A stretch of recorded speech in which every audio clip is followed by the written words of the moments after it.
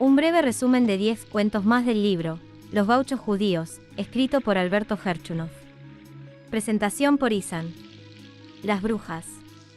En este fragmento se narra una serie de extraños sucesos que giran en torno a la creencia en las brujas y lo sobrenatural, dentro de una comunidad judía. El relato comienza con una pregunta planteada por Rabí Abraham, quien, al ser cuestionado sobre si cree en las brujas, hace referencia al Talmud, que enseña que en el alma de cada persona existen dos fuerzas, un ángel bueno y una mala sombra, el Satán.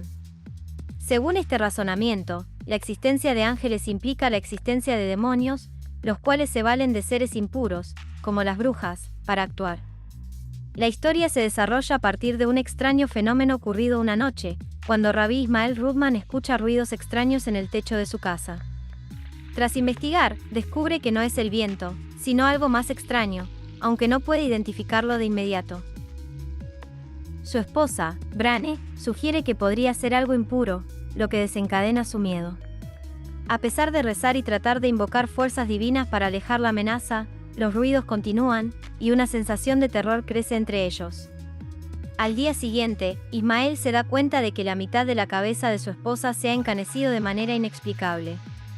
Este suceso lleva a la comunidad a pensar que podría tratarse de brujas. A partir de ahí, el relato se enreda con diversas historias y leyendas de brujas y sucesos sobrenaturales, como la que cuenta Kellner, que habla de unos extraños viajeros que salvan a una familia en un viaje peligroso. Finalmente, la historia culmina con la muerte de Brane en una escena macabra, y la comunidad se enfrenta a la aterradora realidad de la existencia de las brujas. Divorcio. En una pequeña aldea cerca de San Antonio, se presenta un caso singular, un divorcio dentro de la comunidad judía, el primero en la colonia. La escena transcurre en la casa de Israel Kellner, quien convoca a los ancianos para deliberar como jueces. Entre ellos destaca don Moisés Urquijo de Avinoim, un erudito judío marroquí de visita, experto en textos sagrados, cuya elocuencia y sabiduría inspiran respeto. La pareja en cuestión, casada por imposición parental, enfrenta una falta de amor mutuo. Aunque ambos cónyuges son virtuosos y libres de acusaciones graves como el adulterio, su convivencia resulta insoportable. Rabí Joel, en representación de la mujer, cita el Talmud, Tratado Nushim, que legitima el divorcio en ausencia de amor para evitar un hogar desdichado. Por su parte, Rabí Malaquías, hablando por el esposo, apoya la separación, señalando que el marido no desea perpetuar el sufrimiento de su esposa. Mientras los ancianos discuten las leyes talmúdicas, don Moisés insiste en procurar primero la reconciliación, como exige la ley judía. Sin embargo, la falta de amor prevalece como argumento. Finalmente, se concede el divorcio en un acto solemne, firmado en hebreo según la tradición, asegurando a ambos cónyuges el derecho a rehacer sus vidas. El fallo es celebrado con vino, y la reunión culmina con una oración comunitaria liderada por don Moisés, destacando la armonía entre la fe y la justicia en los antiguos códigos judíos. Historia de un caballo robado. En la región al norte de Caarmal, don Brígido Cruz, apodado El Ladeo, pierde un caballo viejo y maltrecho que alquilaba para trabajos pesados. Este hecho desencadena una serie de acusaciones y tensiones en la comunidad. Sospechando injustamente de los colonos judíos vecinos, Cruz acusa al matarife Rabí Abraham, quien es reconocido por su sabiduría y calma. Abraham, con su ingenio y filosofía, enfrenta las acusaciones injustas con paciencia, proponiendo pagar 15 pesos para evitar el conflicto. Sin embargo, este acto, lejos de resolver el problema, reafirma los prejuicios de algunos, quienes ven en los judíos una fácil diana para culpas infundadas. La historia refleja cómo los judíos enfrentaron, incluso en tierras nuevas como Argentina, el peso de prejuicios ancestrales, siendo objeto de acusaciones infundadas y marginación. A pesar de esto, el texto concluye con un mensaje esperanzador, la expectativa de un futuro donde los aportes de los judíos a la nación sean reconocidos y valorados, demostrando que la paciencia y el sufrimiento pueden engendrar grandeza. El poeta. Rabí Fabel Dublach era un colono singular, conocido más por su intelecto y poesía que por su habilidad agrícola, en Entre Ríos, Argentina.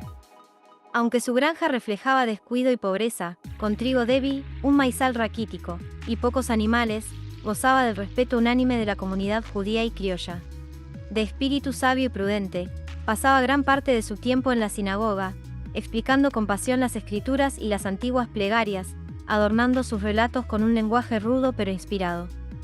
Este hombre, flaco, de piel amarilla, nariz prominente, melena larga y vestimenta típica de los gauchos, se autodenominaba con orgullo un gaucho judío. En sus narraciones mezclaba heroicas tradiciones hebreas con leyendas criollas, evocando tanto el heroísmo bíblico como las hazañas gauchas. Por ejemplo, contaba con detalle historias como el cautiverio judío en Babilonia, liderado por jóvenes valientes que resistieron el yugo enemigo. Dublatch participaba activamente en los rodeos, impresionando a los paisanos con su habilidad para montar y enlazar novillos. En tertulias lluviosas, junto al brasero de don Remigio Calamaco, cautivaba a los jóvenes con relatos vibrantes, como el duelo entre el gaucho Pedro Núñez y un tigre salvaje, donde la valentía del cazador reflejaba el heroísmo gaucho que tanto admiraba. Esta mezcla de culturas y su capacidad de conmover hicieron de Dublatch una figura profundamente querida, aunque descuidara su propio sustento, pues su verdadero legado estaba en sus historias y su espíritu poético. La Revolución. La Revolución de Rajil ocurrió en una colonia judía en Entre Ríos, donde el cargo de alcalde generaba disputas por su prestigio simbólico. Rabí Isaac Stein, criticado por su ineficaz gestión, fue reemplazado por Rabí Israel Kellner, quien prometió mejoras pero también desilusionó a los colonos. El descontento creció hasta que un grupo liderado por mujeres asaltó la casa de Kellner, tomó su cuaderno de registros y lo destituyó, simbolizando la resistencia al abuso de poder. Esta pequeña revuelta refleja tensiones sociales universales presentes en todas las revoluciones históricas. La triste del lugar. En la colonia rural de Rajil, vive Jebed, una joven de carácter melancólico y presencia imponente, que evoca figuras bíblicas y la poesía pastoril. Su hogar está en una loma rodeada por el campo y los sonidos bucólicos de la vida campesina. Pese a ser admirada por muchos, Jebed es introspectiva y rechaza a todos los pretendientes, incluido un estudiante universitario de Odessa. Su vida cotidiana está marcada por su conexión con la naturaleza, sus recuerdos de infancia en la pintoresca ciudad del Mar Negro y el ensueño de un amor pasado que nunca se materializó. En contraste, aparece Lázaro, un colono rengo que toca melodías tristes en su flauta de barro. Aunque inicialmente ignorado, Lázaro despierta en Jebed una piedad y una conexión emocional, convirtiéndose en un contraste con los otros hombres de la colonia. El encuentro entre ambos, enmarcado en los crepúsculos rurales y la música de la flauta, insinúa un nuevo horizonte emocional para Jebed, cuyo mundo interior se transforma con cada melodía. El viejo colono. El viejo colono relata la vida de Rabí Gedali, un anciano venerable que era conocido por su sabiduría y devoción religiosa. Se le describe como un hombre de noble porte y sabiduría profunda, con una vida marcada por la enseñanza, la oración y la conexión con Dios. Rabí Gedali, cuyo nombre bíblico era Gedali ben Shlomo, nació probablemente en Alemania en el siglo XVII y fue parte de una familia judía que, por su tradición, vivió en guetos de ciudades como Frankfurt o Múnich. A lo largo de su vida, se dedicó al estudio de la Torá, la Cábala y la enseñanza de los jóvenes. Su aspecto físico reflejaba su venerable edad, con una barba larga y su figura encorvada por los años. Su día a día consistía en guiar a los más jóvenes en los principios espirituales, rezar y dar consuelo a los moribundos. Durante su vida en el campo, Rabí Gedali también se dedicó a trabajar la tierra, creyendo que la agricultura era un acto sagrado. A lo largo de su vida, enfrentó momentos de adversidad, como cuando fue despojado de sus tierras en Rusia tras la abolición de la servidumbre, pero continuó su camino espiritual en Entre Ríos, Argentina, donde completó su sueño de labrar la tierra y vivir en paz con su familia y la naturaleza. Al final de sus días, rodeado de sus seres queridos, Rabí Gedali falleció serenamente, dejando un legado de humildad, fe y sabiduría. El himno. En los primeros tiempos de la colonia, los judíos de Entre Ríos, provenientes de Polonia y Besarabia, tenían una comprensión vaga de las costumbres argentinas y una visión ambigua del gaucho. Lo veían tanto como un héroe como una figura temible. El miedo y la admiración se mezclaban en sus relatos sobre el gaucho, que para ellos representaba una figura romántica pero peligrosa. En las sinagogas improvisadas en ranchos como el de Rajil, las conversaciones sobre la Argentina giraban en torno a la libertad soñada, y el entusiasmo por un futuro mejor seguía vivo, a pesar de los recuerdos amargos de la emigración. La presencia de un ejército argentino les parecía un misterio, hasta que el rabí Isaac Herman, en una discusión con José Jaalar, les explicó la realidad de la situación militar en el país. Fue en medio de estas charlas cuando, al conocer la fiesta del 25 de mayo, los colonos decidieron celebrarla. Aunque no hablaban español y su conocimiento de las costumbres locales era limitado, la idea de conmemorar este día patriótico fue impulsada por Israel Kellner, un hebraísta de renombre en la colonia, quien organizó el evento junto con otros líderes de la comunidad.